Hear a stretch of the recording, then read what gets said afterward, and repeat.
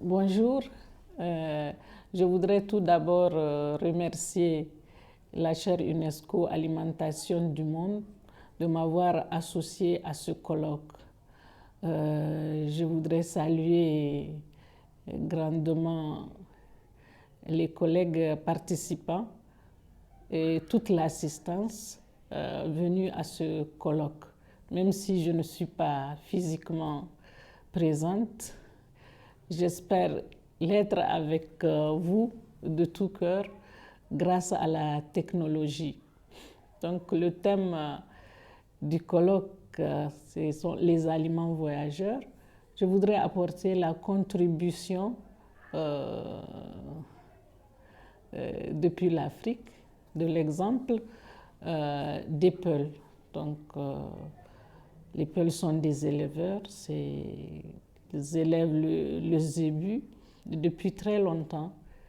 Et malgré la forte sédentarisation, nous avons encore des Peuls qui transhument, qui sont en perpétuel voyage pour chercher de l'eau et des pâturages pour les animaux qu'ils essayent de préserver malgré le contexte d'insécurité qui existe aujourd'hui au Sahel et même en savane.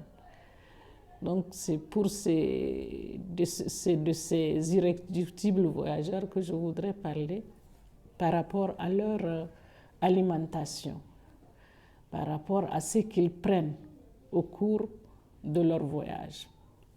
Donc dans la langue Peul, l'aliment du voyage a un nom, il s'appelle Djobari. Djobari, c'est l'aliment destiné à être consommé pendant le voyage. C'est l'aliment pour se préserver des aléas d'un voyage. Donc en général, il y a ce que les Peuls eux-mêmes produisent et il y a ce que le marché leur offre au cours de leur voyage, parce que souvent dans leur voyage, ils arrivent à traverser des zones de village ou des zones de marché. Il y a toujours un membre qui peut se détacher pour renforcer les provisions du voyage.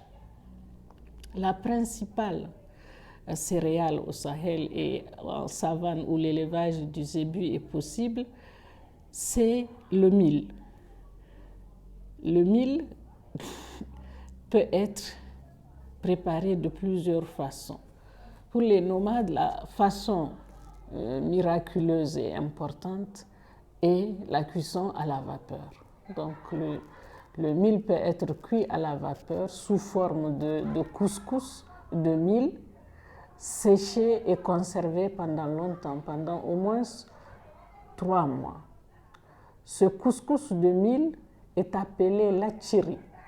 D'un bout à l'autre du monde, du Sénégal jusqu'au Soudan, ce couscous est connu sous le nom de lachiri. Et le lachiri est ce que la femme Peul prépare pour les voyages. Et en général, tous les voyages, parce que les pèlerins qui vont à la Mecque prennent aussi du lachiri avec eux. Parce que le lachiri a la commodité d'avoir une préparation simple et facile. Il suffit d'ajouter de l'eau, de le laisser gonfler 5 minutes, de rajouter soit du beurre, soit du lait, toutes sortes de lait frais ou caillé ou petit lait, ou de la crème. Avec le beurre et la crème, c'est en consommation salée. Avec le lait, c'est en consommation soit nature, soit avec un peu de sucre. Ensuite, l'autre aliment, c'est une boisson, c'est le thé que les Peuls nomades ont adopté dans leur voisinage constant avec les Arabes et les Touaregs. Donc, on a toujours l'occasion de faire un voyage, une petite halte pour consommer du thé. Mais en général, le thé est consommé par les adultes et les enfants se régalent avec les feuilles de thé trempées de sucre. Et les enfants se régalent bien avec et ils aiment bien s'amuser à manger cela. Donc rien n'est perdu dans le thé. Ça, ce sont les principaux. Avec le thé, on ajoute des dattes. Parce qu'en général, avec une petite boisson chaude, un petit verre, 2-3 dattes, ça permet de maintenir le voyageur en éveil. Donc pour le voyage, ce sont le couscous lachiri, le thé, le sucre et des dattes. Ensuite, le marché a introduit dans la zone sahélienne proche de la côte du golfe de Guinée, une semoule très prisée qui est la semoule de manioc appelée en Hausa gari rogo et que tout le Sahel connaît sous le nom de gari. Gari veut dire tout simplement farine en Hausa et le gari est devenu le nom pour cette semoule de manioc très consommée par toutes les populations à cause de sa facilité d'utilisation comme le couscous. Il suffit de rajouter un peu d'eau au gari et on peut faire les mêmes usages que le couscous lachiri. On peut le manger donc salé avec du beurre ou de la crème. On peut le manger sucré ou nature avec toutes les sortes de lait. Donc ce gari a été introduit en 1954 au cours d'une grande famine qui a frappé le Sahel. Les populations de la côte sont venues au secours des populations du Sahel. D'ailleurs, il y a beaucoup d'enfants nés pendant cette période qui ont le prénom de gari. Ensuite, l'autre alimentation venue sur le marché et sur le chemin du voyage est le pain. Le pain qui a deux noms chez ces populations-là, c'est le nom français du pain. Quand on dit du pain, c'est la déformation du français du pain. Et en général, il s'agit de la baguette déclinée sous plusieurs formes. La moitié, la demi-baguette ou le quart de baguette. Donc le pain qu'on peut boire facilement, qu'on peut manger plutôt facilement avec n'importe quel lait, qu'il soit frais, aigre ou aigre doux. Donc le pain a fait son entrée dans le baluchon de voyage des peuples nomades. Le gari n'a pas d'utilisation symbolique, c'est juste un aliment, un nanka qui peut remplacer le lachiri. Tandis que le gari n'est pas offert, c'est un nanka pour calmer la faim. Mais le lachiri, il est présenté pour honorer n'importe quel hôte sous forme de tobiri, c'est-à-dire le couscous rajouté dans le lait. Le pain a deux facettes symboliques dans cette société-là. Le pain est arrivé par la colonisation. C'est un aliment de Nazariens. Mais le pain est consommé aussi par les populations arabo-musulmanes. Le blé a une grande représentation dans le Sahel où il n'est pas produit. C'est une céréale qui a une grande symbolique. C'est l'aliment des palais des rois, des grands émirs.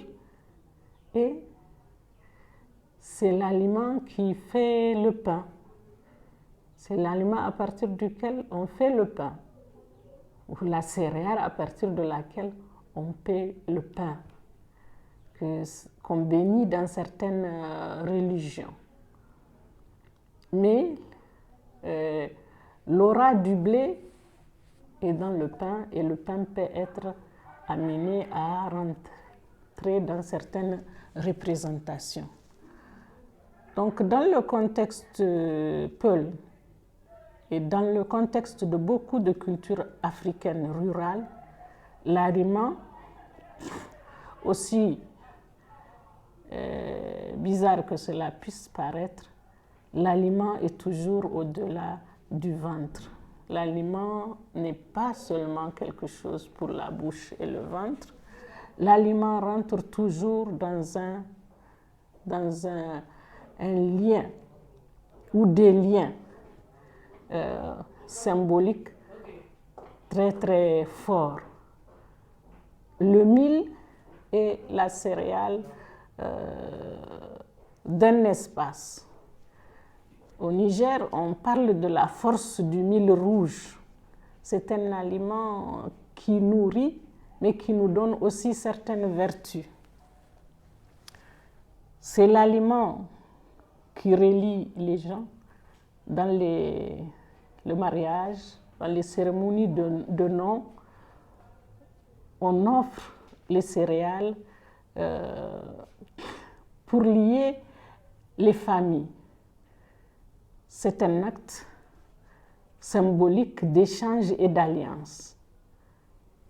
On donne le mil et aussi le lait. Le lait aussi rentre dans ces échanges et ces jeux d'alliance, mais on donne aussi en offrande au Dieu le mil comme le lait. Pour calmer la déesse du fleuve Niger, il faut lui faire offrande de lait. Pour le déroulement des cérémonies liées aux esprits, il faut faire germer du mil. Enfin, le mil rentre dans beaucoup de représentations. Ce n'est pas seulement un aliment, c'est une force qui vient de la nature, qui relie les êtres, qui relie les hommes et leur environnement. Au Sahel, bien avant l'islam, l'aumône est recommandée et les céréales et le lait sont donnés en aumône comme quelque chose qui nous libère ou qui nous protège. Donc, tout aliment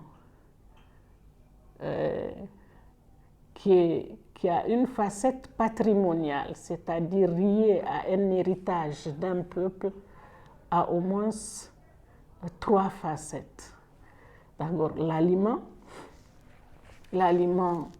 qui permet de se ressourcer, l'aliment qui permet d'avoir certaines forces, l'aliment qui permet d'avoir certaines qualités physiques ou morales, et l'aliment qu'on peut donner en offrande, l'aliment qu'on peut donner en aumône. Et tout aliment patrimonial a ces 3 dimensions. Et je pense que dans ce genre de rencontres, le monde rural, qui survit encore très largement, le monde rural peut apporter beaucoup de réponses, en tout cas pour les aliments dans leur vraie dimension, c'est-à-dire ils servent de nourriture et de lien. Je reviendrai en arrière pour dire qu'ils servent à guérir aussi. Dans toute la pharmacopée traditionnelle peul africaine, les médicaments, les décoctions, les poudres, les feuilles sont associés aux céréales et au lait pour avoir un effet. Donc, la médecine traditionnelle, elle puise dans l'alimentation pour guérir. Donc, l'aliment doit être revu malgré, parce qu'aujourd'hui, l'aliment est vraiment considéré entre la bouche et le ventre et entre le prix qu'il donne, le rendement, l'industrie. Et comment on peut faire une industrie qui ne coupe pas l'homme de la nature qui produit ce que nous appelons aliment et qui vient au-delà de ça.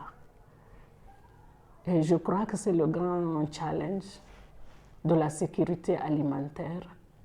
C'est comment nous pouvons voyager avec les aliments, parce que la vie entière aussi est un voyage et les aliments peuvent être perçus comme des provisions pour faire un bon voyage. Voilà, et je vous remercie.